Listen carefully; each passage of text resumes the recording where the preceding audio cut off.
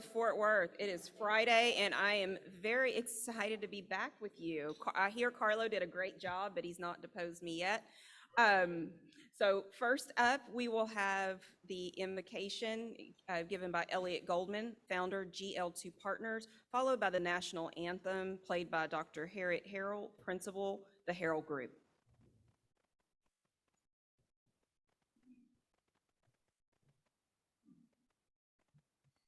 Dear God, I always come up here and pray for one thing at a time, and today I request good judgment. I pray for our leaders to use good judgment, and you to grant us good judgment in our everyday lives. As always, we appreciate all you do for us. Amen.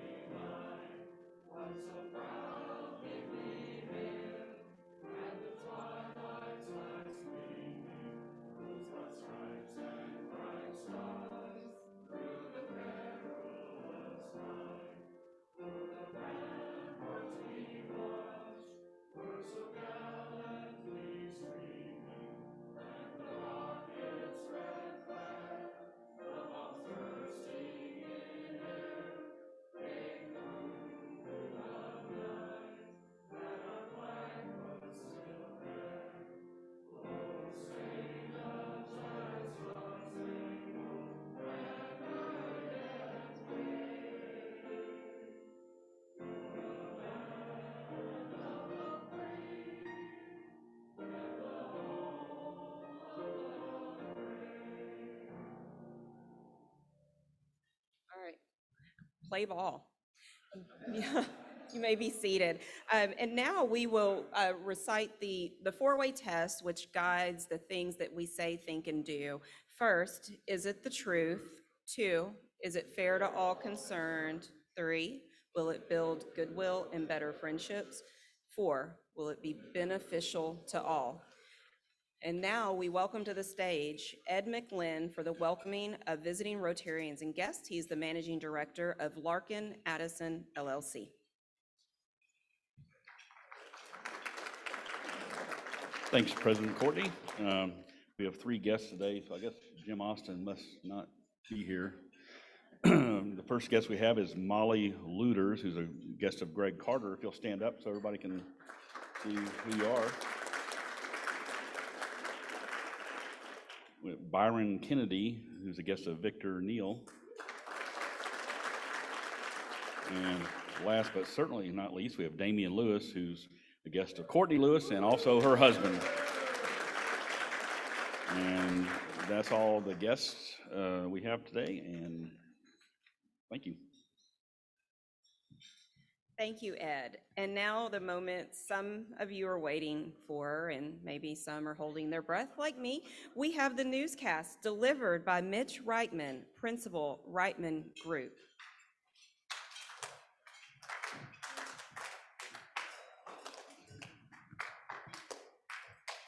Thank you for that wonderful welcome. I feel like John Gruden at a meeting of the Female NFL Referees Association.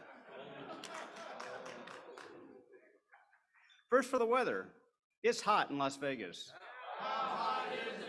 It's so hot that John Gruden asked to meet with his African-American players just to get a cold stare. It's so hot that John Gruden appealed his firing to Roger Goodell just to get a cold shoulder. Facebook was down for over 4 hours last week. John Gruden couldn't use the messaging feature and was forced to open his window and yell insults directly at his players and staff. President Biden called Chinese leader Xi Jinping last Saturday on the 110th anniversary of the Chinese Revolution. During the conversation, Xi commented on the fact that former President Trump is still contesting the 2020 election. Biden responded by asking him, "When was the last time you even had an election?" To which Xi replied, "Right before breakfast."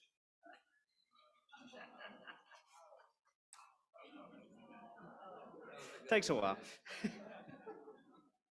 The Tarrant County Sheriff's Office arrested 115 men this week who had sought to pay for sex acts with people acting as decoys. Some of the decoys were underage girls. Sheriff Wayborn said the men were from every walk of life and ranged in age from 20 to their mid-70s. Soliciting a prostitute is now a felony in Texas, and the Tarrant County District Attorney has issued target letters informing the suspects they face indictment. The letters begin, "Dear John." The Tarrant County Sex Crimes Unit asked to speak to teenage girls in the South Lake Carroll High Schools about the dangers of sex trafficking. School officials said that that would be okay as long as they present an opposing viewpoint. In a throwback to the early days of the pandemic, supply chain issues are causing reports of price gouging. In Dallas, water is selling for $8 a bottle. Wait, those are the regular prices at the state fair. In entertainment news, the series Impeached is enjoying high ratings. In this week's episode, the Starr Commission reviews Monica Lewinsky's tax returns. They discovered that she reported payments from President Clinton as gross income. Accounting humor. Evangelist Jesse Duplantis asked followers for $54 million for a private jet. He said, if he were here today, Jesus would not be riding a donkey. Yes, but he'd probably be stuck flying Southwest and stuck in the Orlando airport. The Airline Pilots Association issued another statement about the Flat Earther Society. They pointed out that although airline pilots don't fly high enough to see the entire Earth, they know that it is round by empirical evidence such as the curvature of the horizon. The association also reiterated their stand against the vaccine mandates by saying they don't know what's in the vaccine and they're not sure if it truly works. Flat Earthers pilot. In computer news, the world's top Donkey Kong player has been convicted of cheating. The judge was going to sentence him to life when his lawyer pointed out he plays Donkey Kong all day. He doesn't have a life. And finally,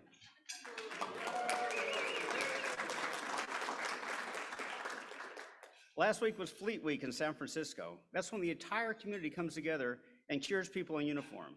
It's the exact opposite of a Texas Rangers game.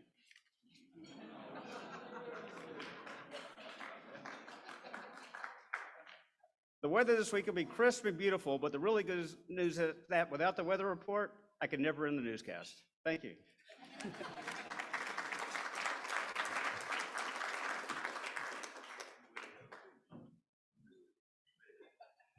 Thank you, Mitch.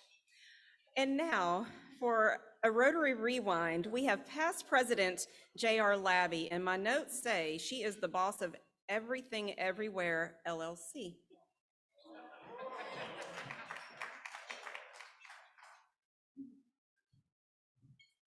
Well, Elliot, so much for good judgment after that newscast. Today, I bring you the second in our occasional series of Rotary Club of Fort Worth history. Professional affinity groups created for fellowship and civic service often are composed of people who work in the same industry. Finance, insurance, healthcare, HR, you name it. Scores of associations exist to bring like-minded professionals together. Lawyer Paul Harris was having none of that when he established Rotary in 1905. His brilliance perhaps is best revealed by him not wanting to hang around with other attorneys. No offense to the legal eagles in the room. But the diversity of our members' occupations is a large part of what makes Rotary unique as a service organization. So when you join Rotary, you're admitted by a classification, what you do for a living. In the early days, our club had a two-step process for approval of new members. There was a membership committee, and there was a secret classification committee that consisted of the board president, an executive secretary, and secret committee members. So secret, in fact, that the members who were serving didn't know who else was on that committee. So these dudes were very serious about enforcement of the classification system, and woe to the Rotarian who changed jobs after joining the club. I found the following information in minutes from 1920 and 1921, and I am paraphrasing to shorten the discussion, but you think I'm making this stuff up, and I'm not. The application of a Mr. X to transfer to the classification of drug sundries was declined on the basis of conflict. The committee deemed that Mr. X's principal business was wholesale cigars. The secretary notified Mr. X that his request if he wanted to go with his request, it would cause him to be dropped from the Rotary rolls.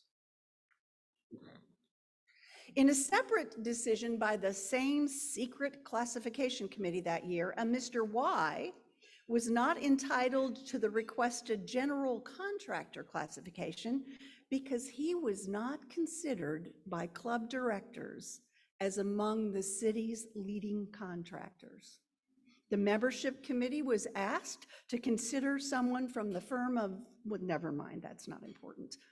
But you will be happy to know Mr. Y did not give up on his dream of being a Rotarian in the 1920s. He applied 2 more times under 2 different classifications and finally made it in general construction.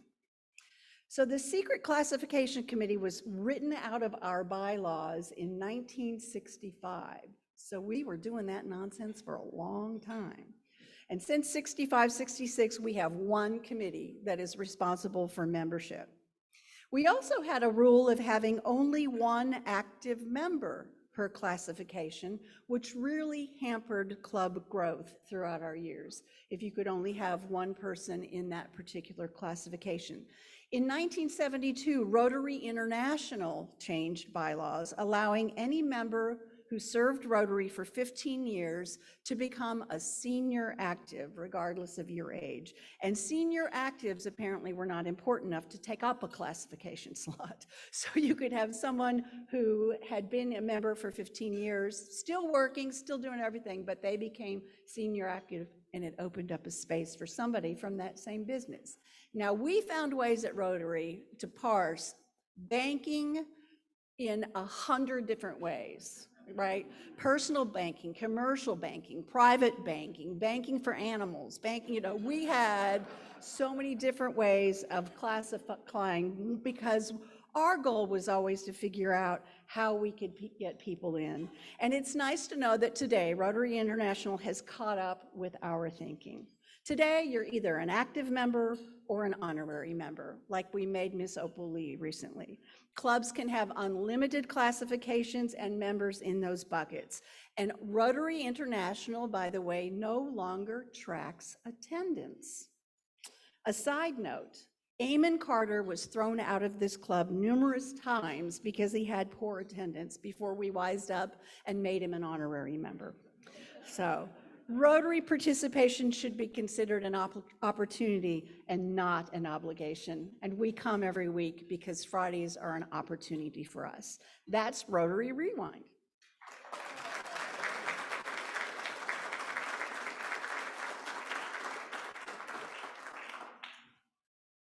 Thank you for that history lesson, and I'm glad we let 100 bankers in because I may not have made it in had we not parsed that out. So now we have a couple of announcements here. Our bluebonnet planting, which was scheduled for tomorrow, had to be postponed because of the rain. It's too muddy to aerate the soil, so we will postpone that until the following Saturday. So bring your tools and come help plant bluebonnet, so we'll have a sea of blue in the spring. And then tomorrow we are still on track to have our the crazy kicker ride in Mineral Wells. I will be riding 22 miles, hopefully. My husband is so excited to drive me to Mineral Wells at 7 a.m. in the morning. I have raised $2,725. Thank you. Thank you for all of your donations. They will be matched 2-to-1 by the Bill and Melinda Gates Fund, so those funds will go to the Polio Plus. And now I welcome to the stage past President Larry Anthem, President K&L Enterprises, for a quick announcement.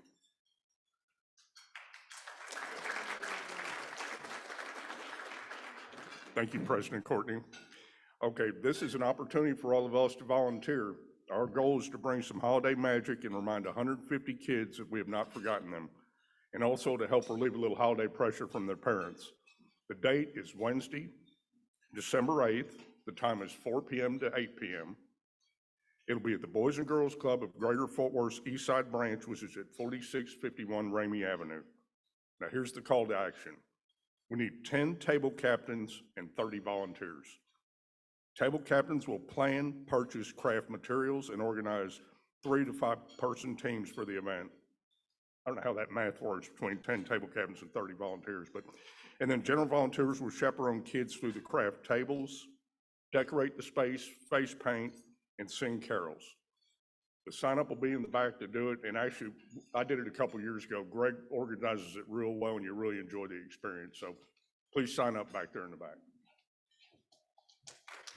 Thank you, Past President Larry. And now I welcome to the stage Rebecca Montgomery, Principal, Montgomery GR, for 2 first readings. Thank you, Madam President. Good afternoon, everyone. Today we have 2 first readings.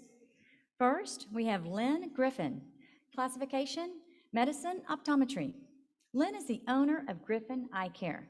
Proposer, Akua Ayanfo.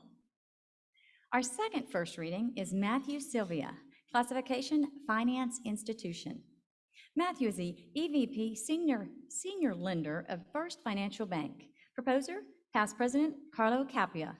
If no written objections are received in the Rotary office by our next meeting, Friday, October 22nd, these proposals will be given second readings and voted on by the club. Thank you. Thank you. We are on our way to 300 members by the end of my year. That is the goal for this year. And now our chairperson of the day is Matt Kimball, president of Kimball Buildings. And so I'll welcome Matt to the stage. And we have a special presentation too today. Come on up. I'll stay up. If you've never had a chance to serve at the district level, let me tell you, the pressures are unbelievable. So it's nice that we have people that are willing to take on the project of district governor. Like so many Texans, our district governor was not born here in Texas. She was born in Virginia and raised there. She came to Texas to go to Abilene Christian University, where she earned a bachelor's of science in mass communications and a master's in organizational communications. She is a rabid capitalist. She has 4 businesses already underway. LaBelle Productions, which is a creative ad agency, which was started in 2001. She has a media and conversion photography company within that organization that started in 2016. A brand consulting firm, which is also under the name LaBelle in 2014, and a new business premiering under the brand name of also LaBelle, starting this year. Perhaps she'll tell us what that is. Her nonprofit work through today includes the Abilene Chamber of Commerce, Habitat for Humanity, which many of us did last week, of course the Rotary Club, the Cancer Service Club, and the NOAA project, as well as the Abilene Convention and Visitor Center and Bureau. She's the past president of the Rotary Club of Abilene. She has chaired the club's bylaws committee, chaired the annual Taste of Abilene fundraiser. She's attended the first ever Rotary Young Professionals Summit in Chicago in 2014, and she has presented how to attract and retain millennials to Rotary at club meetings, district assemblies, district conferences, and at Lone Star Pets. At the district level, she has served as district alumni chair, public image chair, and assistant governor. Her husband is David, who is in the Abilene Southwest Club, and both, of course, are Paul Harris Fellows, like so many Rotarians. Thank you for the donation. They also work to facilitate cooperation between the clubs there in Abilene, and of course, now as the district governor throughout this area. She's well known on social media for her photographs of her Frenchie pugs, which I'd love to see that photos. Also, weather on the horizon and West Texas sunsets, which she shoots from her apartment window at the penthouse apartment of the Wooten Hotel Wooten. Help me welcome District Governor Kayla Christianson.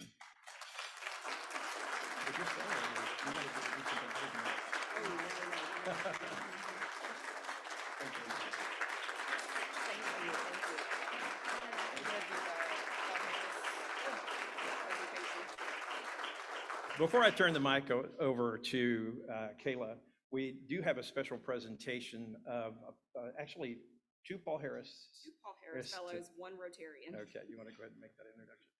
Yeah, so actually we're going to have Kayla do the honor. We have a Rotarian here who is a very special Rotarian to us, and she earned 2 Paul Harris Fellows.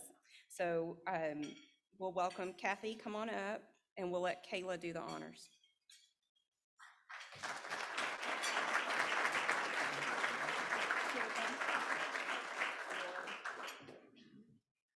Do you have a pen? Aurora, do we have? It's.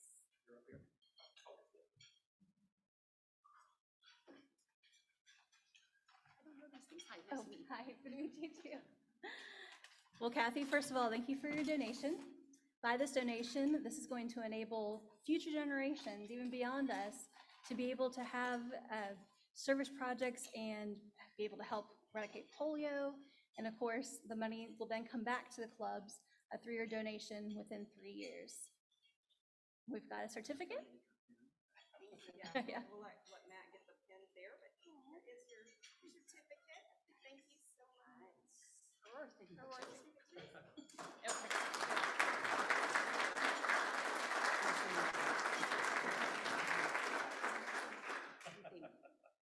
Aurora's a really good knot player. How do you get this out of here? Well, let me read this. Kathy, you're hereby named Paul Harris Fellow, an appreciation of tangible and significant assistance given for further of better understanding and friendly relation among peoples of the world.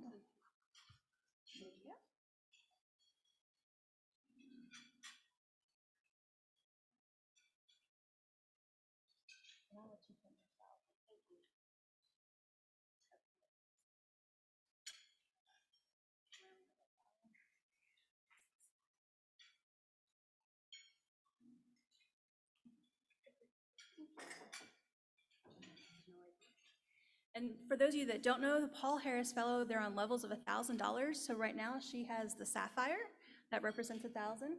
When you give your next 1,000, you'll get another sapphire on there, and then it goes up to ruby, and then there's major donors. And Thank you. okay, thank you. Thank you.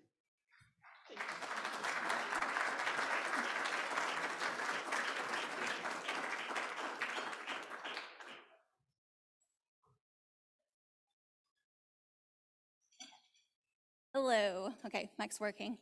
So thank you for giving me that introduction of my bio. I never know really what to say, because when people hear that I have 4 companies, the number one question they say, how do you have time for anything else? That's a really good question. I have learned over the years it's called delegation. It's called hiring a bunch of mini yous, basically. So I've got company members that are a lot like me and are able to keep things going. As you heard, I am from Abilene, Texas. I moved to Abilene, Texas back in 1997 to go to college. I'm one of those that I met a boy at church camp, and I followed him to college. Oh yeah, parents were thrilled. Followed him to college from Virginia out here. I did not marry that boy, but I did fall in love with another boy in Abilene. I did marry that boy. So we've been married for 20 years. One thing when I tell people that I've been married for 20 years, almost 21 in December, they'll do the math, try to figure out how old I am, but I was legal at that time. I was 21. But you know, when I say that to people, they'll say, well, you must be doing something right. Well, for you all, you started 108 years ago. You all must be doing something right. I think you need to give yourself a round of applause.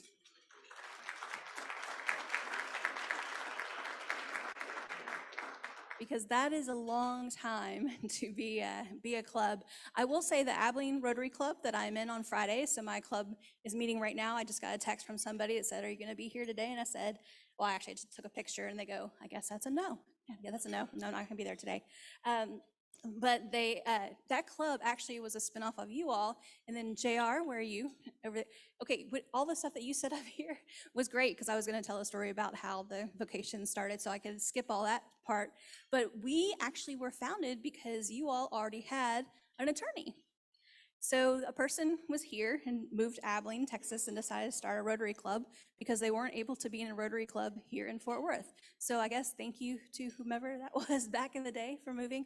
But she's absolutely right. The vocation system, Rotary International has decided about 4 or 5 years ago to really try to get new people into Rotary. As was mentioned in 2014, I was a part of the Young Professional Summit. That was certainly an honor for me to be a part of it. I was one of 30 people from around the United States. There's 700 something applicants. They chose 30 of us to go to Evanston, which is our home, and right by Chicago, and tell a bunch of vice presidents and Rotary International officials what we as millennials think of Rotary.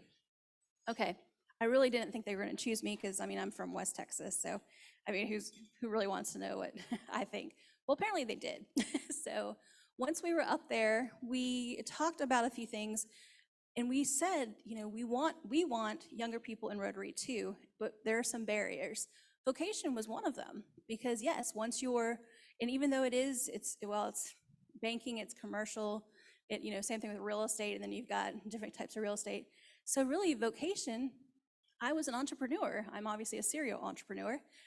If I get bored, I start a new company. So yes, COVID meant I was staring at a ceiling and came up with a new idea. It's called GenVault. It actually is going to revolutionize the way you share your multimedia with future generations. So patent pending, so I can't talk too much about it, but you know, we'll Shark Tank it, and then I'll come back to you guys and let you know more about it. But so whenever they were asking us, you know, what are some barriers to being a Rotarian? Number one thing for me was I didn't at the time have a lot of energy or decision. I didn't decide that I wanted to go and sit with the same people every week on a Friday. That just kind of wasn't my world. In college, I was that kid or that student that didn't really have one group that I sat with. I kind of looked around the room and saw random people that I didn't know and sat by them and got to know them. I'm that person that talks on the airplane. Sorry, so if you ever see me, be like, no, stewardess, please, switch, don't want to sit by her. I will tell you my life story. And usually I have more than 30 minutes to do it too on the airplane. So yeah, just run when you see that. No, but I am that person that wants to go and find out other people's stories. Now, everyone in here has a Rotary story, right? You guys probably didn't just walk in here one day and go, oh, a bunch of people meeting and eating on a Friday. I want to be a part of them. Or did anybody do that? No? Nobody did? Okay. Yeah, it's kind of hard to stumble in here, but you did? Okay, well then don't raise your hand. This means yes, I did it. So everyone has a story. My story is, well, I think it's unique. I was, I guess, paid to be in Rotary initially. I own an ad agency. I had a gentleman who came to my studio. He was in a wheelchair, polio survivor, in a wheelchair, and my studio has a handicap spot out in front. So 3 times a week, because he was on the board at the Paramount next door, 3 times a week he would park his van outside, and he would come in my studio and he would ask for me, and I would come out and say, how can I help you, Bob? And he would say, you need to come to Rotary with me this week. I was like, Bob, it's Friday, I'm gonna be busy. What are you doing? I don't know, I'm gonna be busy, right? So that happened over about a month and a half, and he said, how do I get you to come to a Rotary Club meeting? And I jokingly said, hire me. So he did, and he said, we want you to rebrand this club, so you have to come to the club meeting. I said, yep, sir, you're correct, I do. So my team and I, we're 20s, late 20s, early to late 20s, we'll put it that way. Female team, we had one male at the time.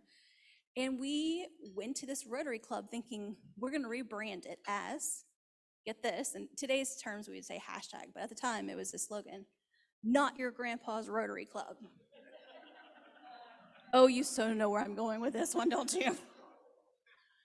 When I got there, it was a room similar to this, except and I don't know if you used to do this, but they had it where all of the people that were presenting that day were up on the stage, and you had the myriad of flags behind.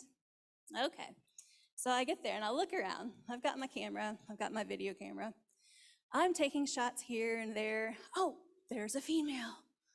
She's probably 70 something, but there's a female. So we took her picture. Turns out she wasn't in that club, she was in a different club. Some young ladies are over here. They're selling tickets to something, right? They're not in the club, they're just selling tickets to an event. So I struck out with the Not Your Grandpa's Rotary Club. And I don't normally tell this story, but I will.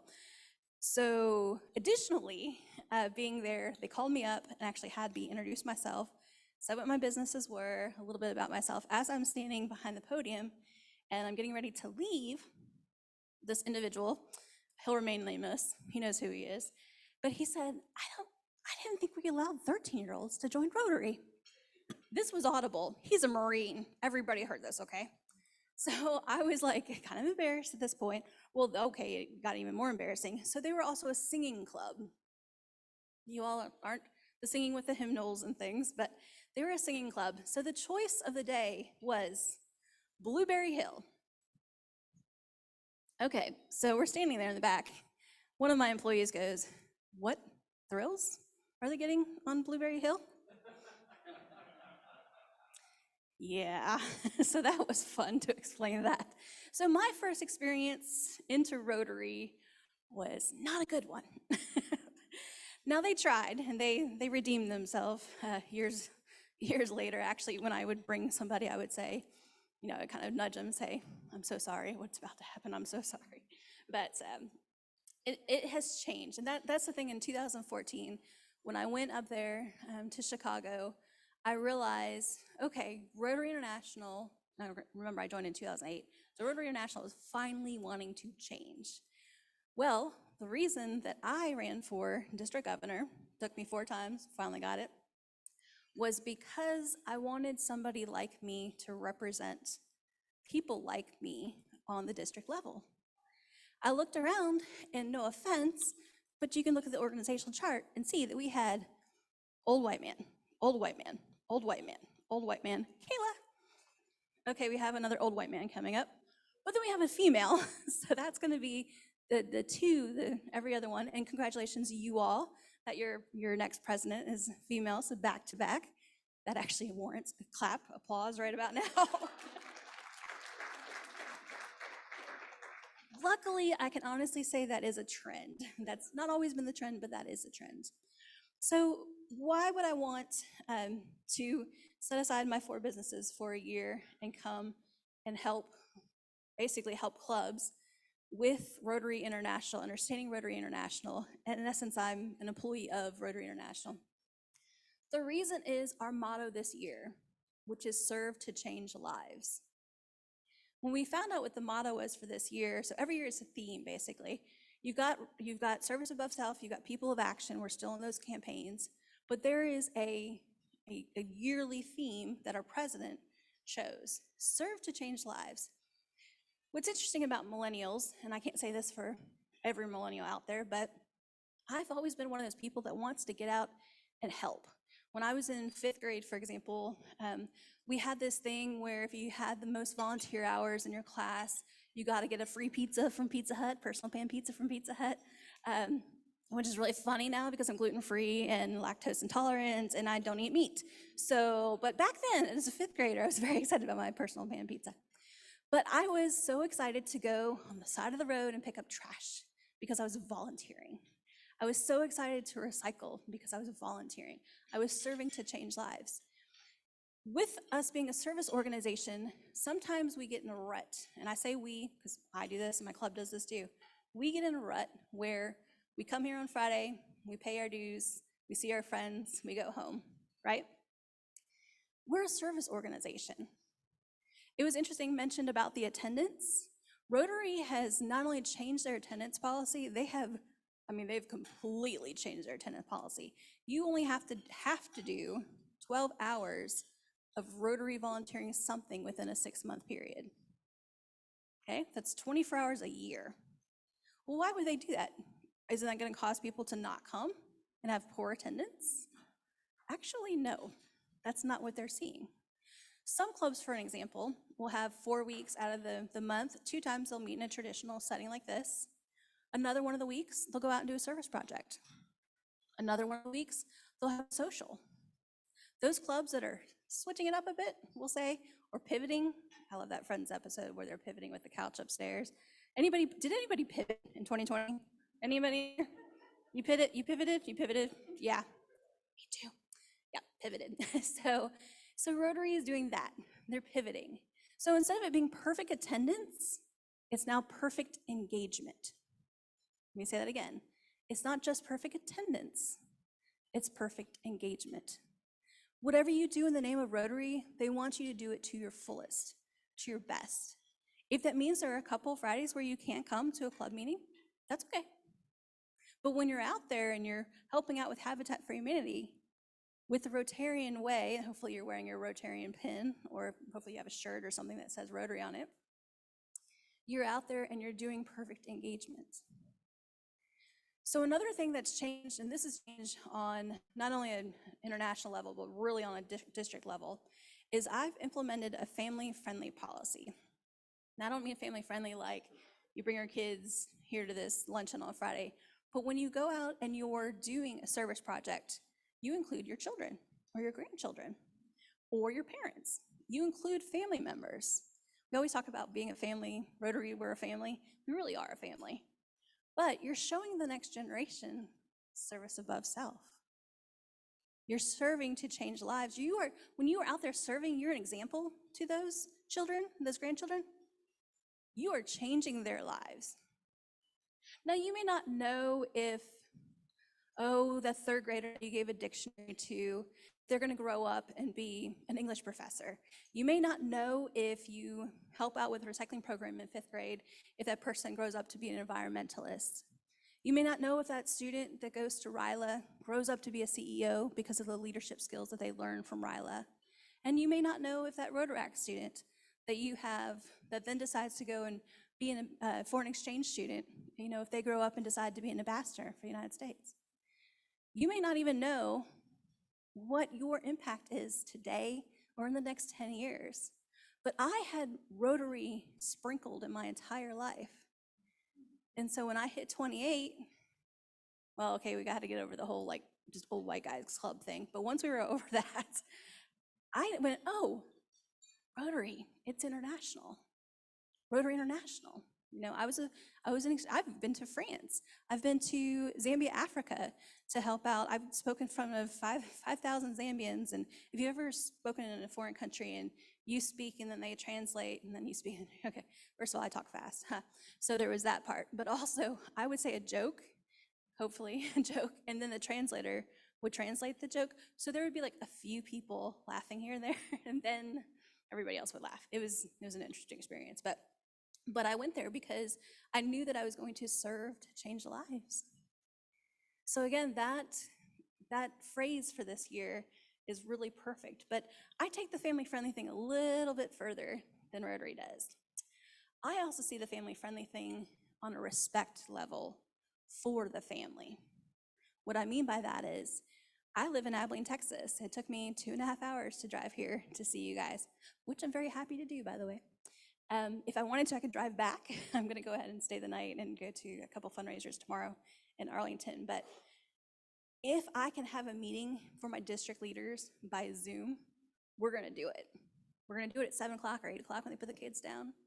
And we're going to respect the family instead of them driving 2.5 hours to come out for a meeting to then drive an hour later back.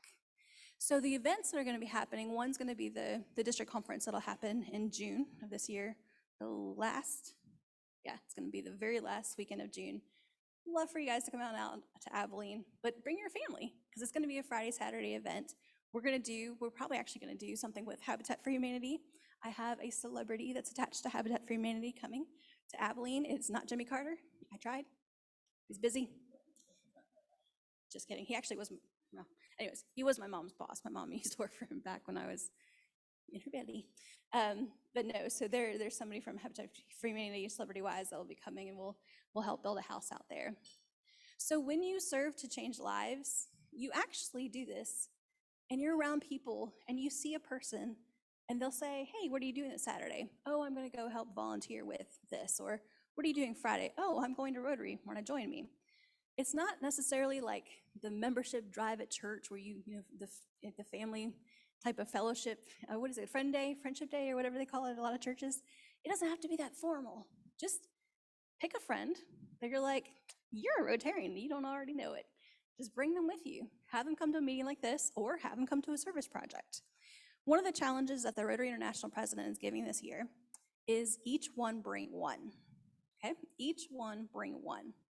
So if each of you brought one person into this club this year, you want to hit 300? Do you want to hit 400? If everybody brought one? Think about it. So you know Rotarians in your life right now. You just got to convince them that they are a Rotarian. I will say that I really like the fact that you all have the Rotaractors able to come to your lunches, first of all, for a discounted rate. Pat yourself on the back for that, because that was actually a funny story. I didn't know that you had to pay for meals at the Alvin Country Club for a full year when I joined, because a former mayor was paying, Bob Hunter, Representative Bob Hunter was paying for my meal. People were paying for my meals for the first year. And so the second year I went, what's this meals thing on my bill? Oh, you have to pay for your food. Oh, okay. So, but yes, thank you for having that as a discount for the Rotaracs. The statistic back in 2015, and I'll be curious to see what it is now, when Rotaractors were not allowed to be Rotarians, full Rotarians, the conversion rate from when they graduated college or aged out at 30 for Rotaract was 3%. So 3% of Rotaractors became full Rotarians. So luckily a few years ago, the council legislation, they changed all that to allow for the Rotaractors to be Rotarians, which allowed them to go ahead and be part of your club and basically part of our system. Something that I will encourage all of you to do too is to wear your Rotary pins. Now I don't have mine on right now, but I should. But wear your Rotary pins. Something that I find very fascinating is you can be in a place like DFW, for example. A couple years ago, I was walking through and I was standing in line and somebody saw, I actually have one that says, it's a stiletto and it says Women in Rotary. And my pin was on there, and then I had another one. I had a gentleman that came up and said, I didn't know that women were allowed in Rotary. And I said, yes. This is like 89, but you know, whatever. And then I said, oh, are you Rotarian? He said, yes. Wonderful. Sorry, my voice cracked there. Oh, I know about Rotarians. Yeah, that's not, that's a thing, but it's not a thing anymore. So wear it with pride, especially women, wear your Rotary pins with pride. But it's a great conversation piece because it really gives some sort of commonality. You got your 4-way test, right? My employees, if I say something like, is this gonna be beneficial to all concerned? They're like, uh-oh, she's got a Rotary hat on. So, but they've heard that from me for so long now. Also, if you carry a laptop, carry a Rotarian magazine with you. I do that a lot. I have my Rotary magazine. My husband and I were both Rotarians, so we both had those. Did I tell you the story about how my husband became a Rotarian? I didn't. Oh, okay, let me back up then. My husband became a Rotarian, not because I asked him. I was a Rotary Club president back in 2011. For an entire year, he came and ran my tech setup for me. Nobody ever asked him in my club, we have 100 people, to be a Rotarian in that club.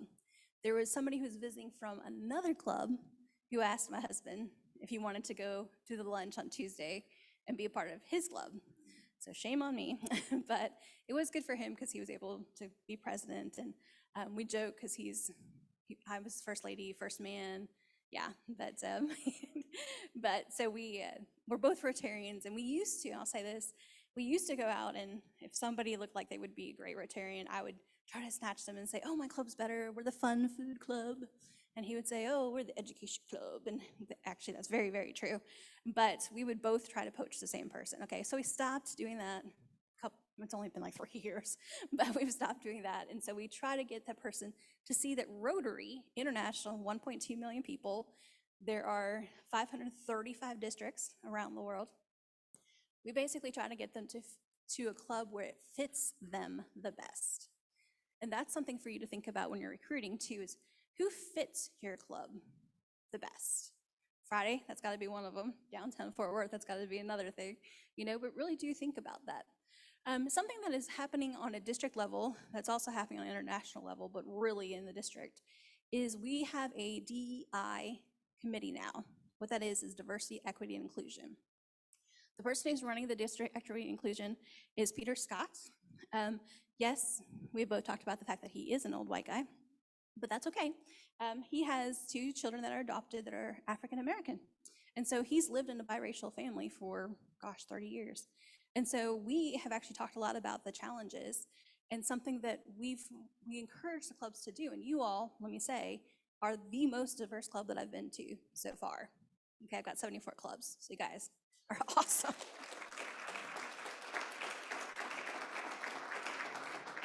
And I noticed the females you're sprinkled around too, because some of the clubs it's like 6th grade. It's like girls, boys. I mean, I'm like, you guys, I thought we were over this in like high school or something. So, but yeah, so I mean, again, that's great. That's great that you're interacting with people, but we want to have an actual initiative where we have those hard conversations. You know, that again, that's the cool thing about Rotary is you guys have similarities. You've got the 4-way test, you've got the service above self, you've got the people of action motto. This year you have the serve to change lives. You have commonalities with every human you interact with. And so a lot of times clubs do not reflect their community. And that is one thing that I see a lot. It's that there's a group of people and there some actually Brownwood, I guess, I met a 4th generation Rotarian. You know, people have been part of this Rotary, which when Rotary started, the term Rotary was because people met at different businesses. They didn't all come to one place like we do it today. They rotated. They went to this person's business and this person's business. And that's kind of how they did it. Now, we're kind of stuck in this model, and I don't think we're going to get out of it. But I will say that Rotary National did come up with the attendance policy, relaxing the attendance policy, to allow for some of that, where if you have a service project that you do, go meet at that place. In Abilene, we paired up with another one of the clubs, and we decided to use our money that we gave to the foundation that comes back to us in 3 years. We decided to use that for Care Pack for Kids, which is an organization that takes food and puts them in a book bag for students that don't have food over the weekend. We paired up with the other 2 clubs in the Junior League of Abilene this year to go ahead and do hygiene kits for those high schoolers that are considered homeless, because boys stink and they don't always carry deodorant in their backpack. So we give it to them. Well, they do. I'm not lying. So, but they have the kits that now that they can take with them when they're couch surfing, unfortunately. So there are projects, service projects that you all can do. One thing I'm going to say, make sure I'm good for time. Okay. One thing I'm going to say that comes from my world of advertising. There's 3 words that anytime somebody says these 3 words on a commercial, I'm just like, oh, please stop saying that. There's 3 words in advertising that'll just kill your business. Anybody know? Best kept secret. Mic drop. Like, don't ever put that in your commercial. That's free advertising suggestions right there. Best kept secret. Okay, Rotary for 100 years decided they wanted to be the best kept secret, right? People didn't talk, they didn't want to brag, they didn't want to be boastful. Oh, we're spending all these millions and billions of dollars to eradicate polio, but let's not talk about it.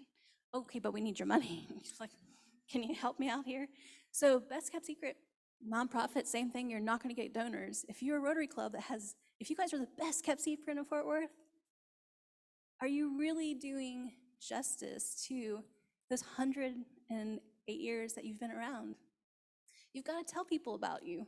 It's not bragging. It's literally informing people and saying, hey, you're a student, you need a scholarship, we can help. Signature event, we talked about this with the board. You guys might have a duck event, we'll see. Well, so, you know, having a signature event and bragging about the fact that your Rotary Club is going to give money to all of these nonprofits, that's not a bad thing. So again, I encourage you to have that mentality of bringing one to your club, bring somebody to the club this year. Also, have an event. Let me know when it is, where it is, if you need help with it. There are definitely people that I can help or we can set you up with. I have 72 people in the organizational chart for Rotary for the district. It's insane. But if you want to do a blood drive, we got people for that. If you want to do a fundraiser, we've got people for that. If you want to do the crazy kickers thing in Mineral Wells, we got people for that on the district. So that really is what we're here for, is to help you out. I will say that in 2020, I was supposed to do a lot of traveling, I know, like you guys were too. But for Rotary, you know, because of COVID, Hawaii was canceled. And then Orlando, you know, all these different places, even Houston, didn't have the international convention, and Thailand was really looking for going to Thailand because of coronavirus. So we all got on this little computer with our little squares, little Zoom, which, oh my gosh, I have this thing when I meet people now, I'm like, wow, you are a lot taller than I thought you were when I saw you on Zoom. Or, hey, you know, it's like, oh, I've awkwardly been in your bedroom, you know, we just got weird this last year, we'll just put it that way. I know, I'm like, have you thought about that? How many people's bedrooms you were in? Seriously, I'm not kidding. Okay, back to Rotary, sorry.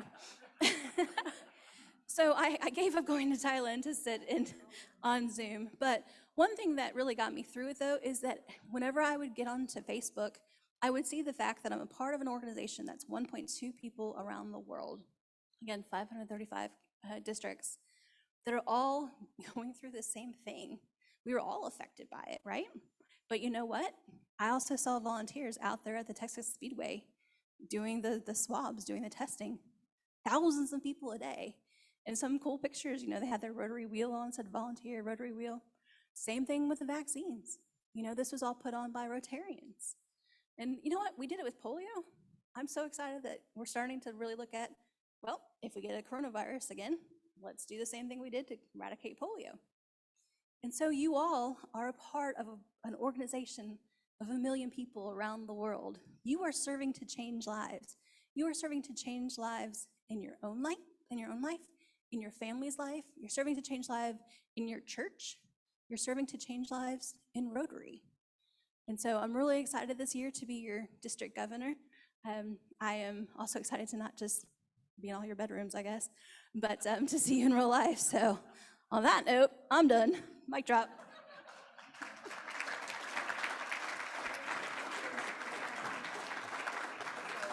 So Kayla, we know that we traditionally give a gift to our speaker, and we figure that you had every piece of Rotary swag that you could imagine. So we have a special gift for you, and I don't see Aurora, so she's probably gone to get it, so I'll describe what's in it. Okay. It's a little bit of spicy, a little bit of refreshing. There's some Mrs. Renfro's salsa in there. There's some Wild Acre beer in there for you, and we officially want to invite you to help plant bluebonnets, since you like help. If you want to come back next weekend and spend in the Metroplex. Yes. Oh, here we go. Oh, perfect. So this is a little taste of Fort Worth for you, and thank you for coming out to be with us. Thank you.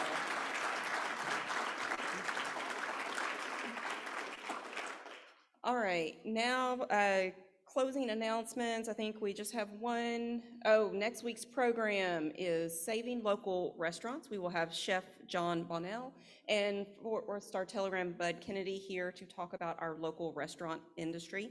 And if you'd like to sponsor a program, please contact Mark Maurer. And with that, we are adjourned.